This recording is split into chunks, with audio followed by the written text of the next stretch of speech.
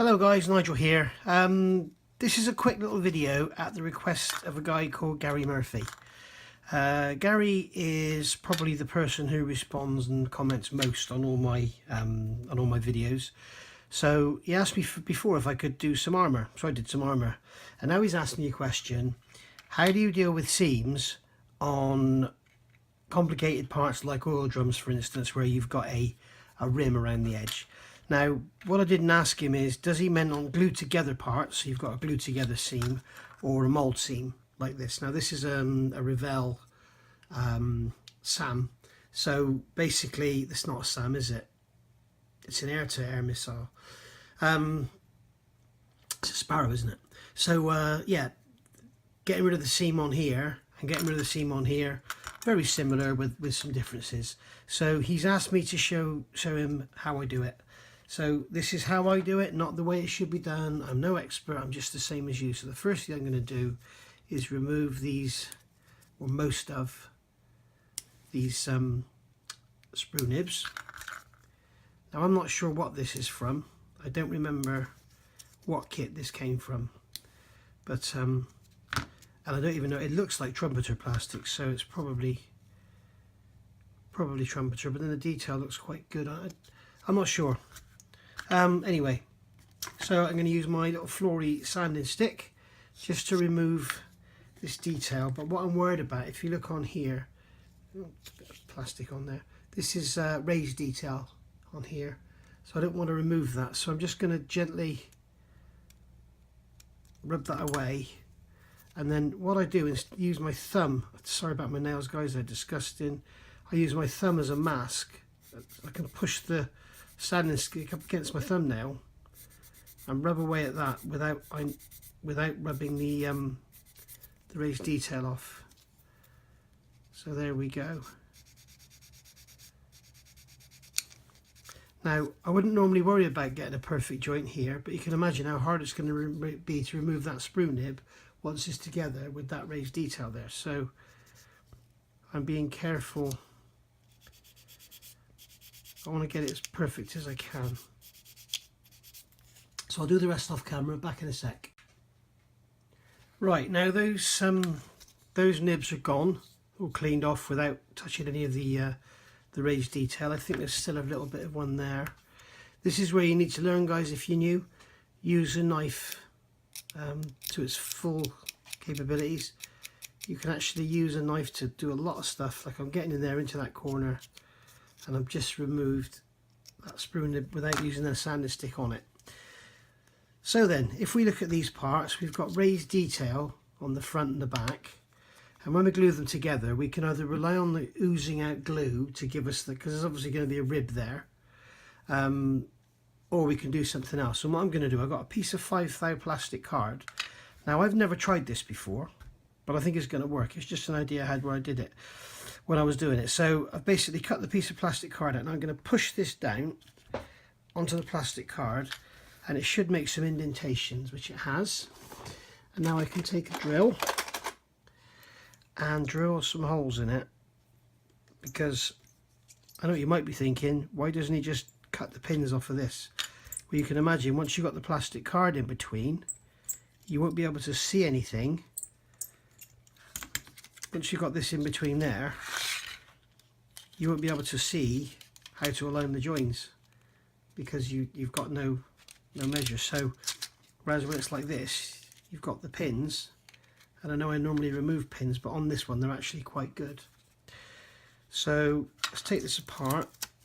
Let's put these, which way around was it, that way or that way? That way. So I'll put that one through there, and then lift it up, put those two through there. Oh, come on. Does this work or not? Like I say, this is a first for me. Yeah, I've got it the wrong way around. So that one goes in there. Nope, I haven't got the wrong, I didn't have the wrong way around at all. Like, this is the right way around.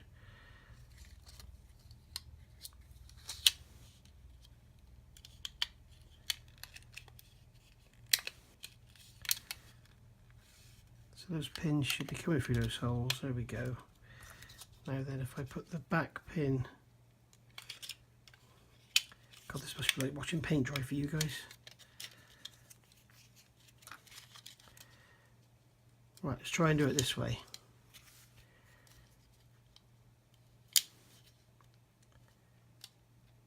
So we've got that sandwiched in there. Hold that in there. And then somehow slide it across.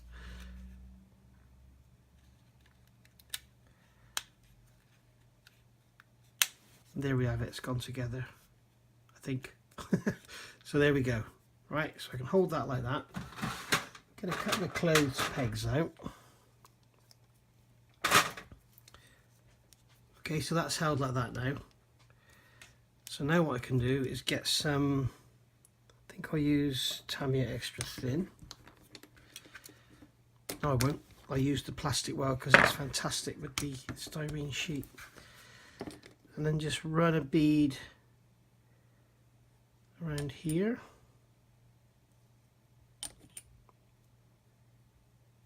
Yes, I am putting plenty on because I want to make joint and I want some ooziness. Making sure I don't touch those pegs, because if I touch the peg, the glue will get capillaried all over the contact area where the peg is touching the model.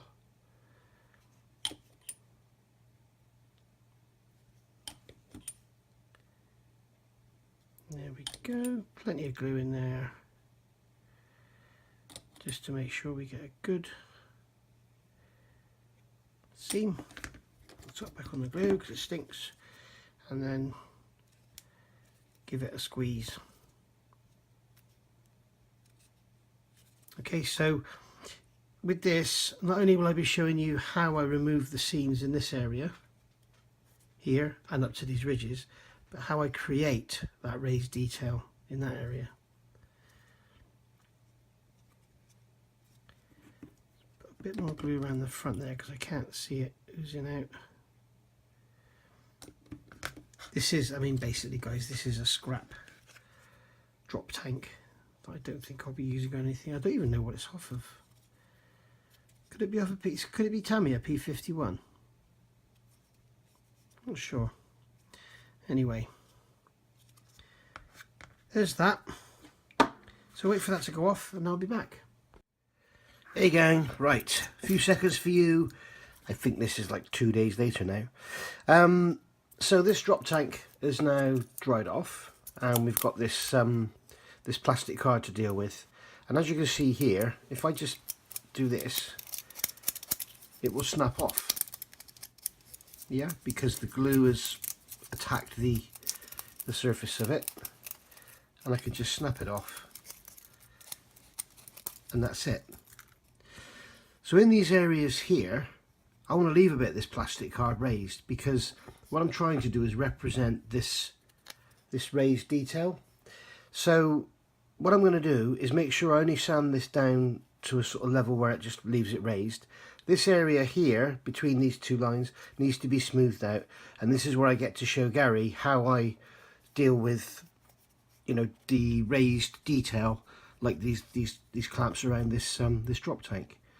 So the first thing I'm going to do is, using a knife, I'm going to establish a corner in here. So if I go in there, in there, in there, I'm just basically giving myself a sharp corner to start from, because what you need to remember when you're sanding anything, if you even if you've got a brand new sanding stick, you will not get a sharp corner from the sanding stick alone. So, and you can also see that, if you can see there, we've got a slight amount of misalignment. So I'm just cutting into this corner just to clean these bits out. In fact, what I'll do is I'll concentrate on one side rather than have you guys falling asleep on me. So I'll just concentrate on one side. I'm taking my Flory fine green sanding stick, and I'm just going to rub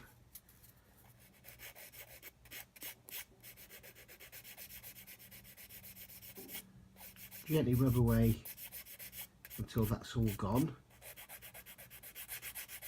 into the corner, and you can use your finger as a shield like this, and you can make sure that you don't run over into the bit you don't want to sand.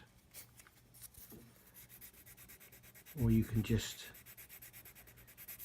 if you're old like me, you've been doing this for years, you can get a feel for it. And as I say, the only reason I put this, these sticks, although they're fine, they've got a fine side and a fine coarse side. So, well, it's a fine side and an extra fine side. So I always do this, you can feel the finer side. Yeah, so the only reason I put this plastic card in here was so that I could recreate this raised rib here. And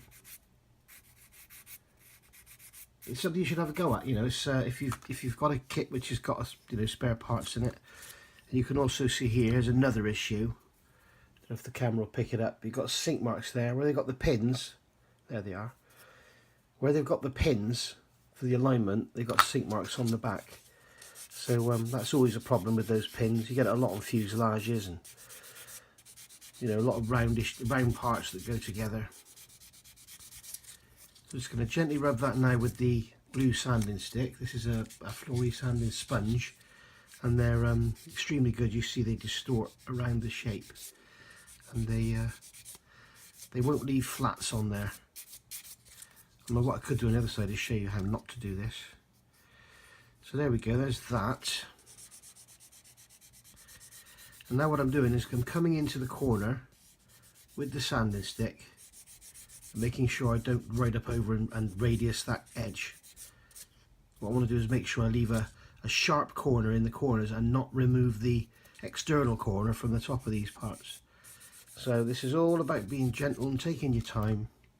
And I'm just going to quickly run over the top of those bands. The other thing you can do to guarantee you don't get any flats is to, if you can get in there, these sanding, you won't get a problem. So that is now done. What I'm going to do now is another little technique I use to get into the corners is using the knife this way, just lightly rub along until you feel you can almost hear it. If I start, you'll hear a step, a click as I go over the step, and then it starts to disappear. Hear that? And again. That one didn't have a step to start with.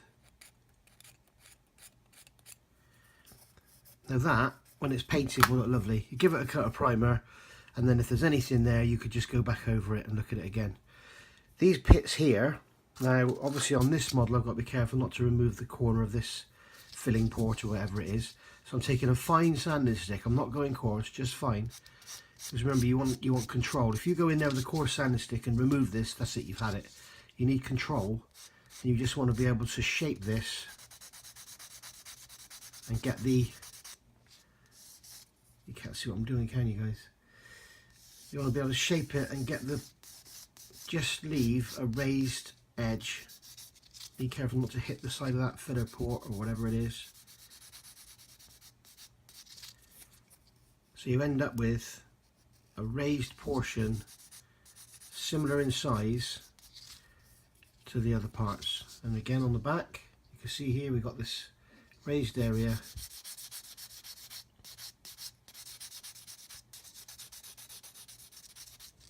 Now unfortunately there it snapped off a bit low, but that doesn't matter because luckily, as luck would have it, I've forgotten these ends don't have the raised portion. So I'm just removing that to leave the raised line. And again, when you put some primer on, it'll all look correct or incorrect. You can deal with it then. So I'm just going to use my knife to go in here and put a corner in there, and I can scrape away that plastic. Do the same here. I'm off the camera again. Just use my knife to remove that there. And then with the fine side of the standing stick, just gently remove the plastic card.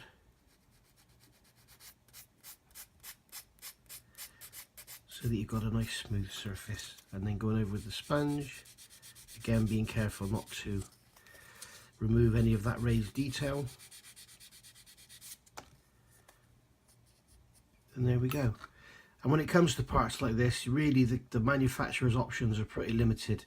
I mean, they could have put a join in between these raised details. Can you imagine what that would have been like, trying to clean that up?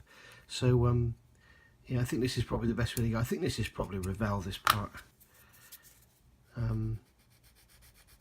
Because I think if it was Tamiya, I think they probably would have made an end that way that goes on and then had these parts separate, or perhaps slide bolted it. I want to establish a sharp corner in there, and this is what this video is all about. This is what Gary asked me to show him. So using the corner of the sanding stick, go in, nice sharp corner, just like that. And then again over the top, just clean up that. And then if you want to soften it down, take the Tamiya extra thin, very little on the brush, and just run over it like so, and that will take the sharp edges off of it. And as I say, once you prime it, you can see that one there is not perfect, but it's certainly a lot better than having nothing there at all. So, and the other thing is what you do with stuff like this, if you've made a pair, then obviously going under the wings, you'd get them, look at them when they're finished and think, right, this side's better on this one, that side's better on the other one. So you would have this one on the left, or port facing out, the other one, so you get the better side facing out. But no, I mean, again, that could do with another quick rub down, just to get it as small as the others are, you know, and a bit of Mr. Surfacer. There's all sorts of things you do, but that's not what this video is about. This video is about achieving nice sharp corners where there's raised detail, and this is a big video for Gary. And there we go, we're done. So hope you enjoyed that. The work I've done on the screen isn't perfect, but it's showing you how I go about getting the correct way. Now I want to show you the wrong way to do it, and this is not what you want to do. You don't want to get in and start doing this with a coarse sanding stick, because before you know it, it's gone. So on the end it's okay, and also there, don't start doing this and putting flats on it, and don't start going and rubbing over the corners and doing this, because what happens is if you just sand it, I don't know if you can see there, but basically it's taken away that sharp corner on the top. So it's finished, that's it, it's had it. You can't get that back unless you start using fillers. But I don't like filler, I hate the stuff. I try to avoid it like the plague. I would much rather use sprue goo. Yeah, you're far better off with care up front, taking a bit of time, and not needing filler, because basically with some of this where you've got a good seam, all you're using filler for is your own cock-ups. So worth bearing that one in mind. So there we go, that's that side nearly done as well. And go in with the sanding sponge and just clean it up. So there you go, guys. It all comes down to technique and experience, and yeah, it's all quite easy. Once you know how, it's all quite easy. Just take some more off of that. That needs a bit of a clean up. And the other thing with these, this is another one of the flory ones. It's quite coarse on this side. It's like a 180, 240, and this side's very fine. So you can use this all day long and not sort of get any worries. But as I say, the clue, the answer to your sharp corners is using a knife, going across like this, and using the corner of the knife to get in there. Well, not the corner of the knife, the end of the knife to get into the corner and scrape out anything that's there in the way. All right, hope you enjoyed that. See you soon.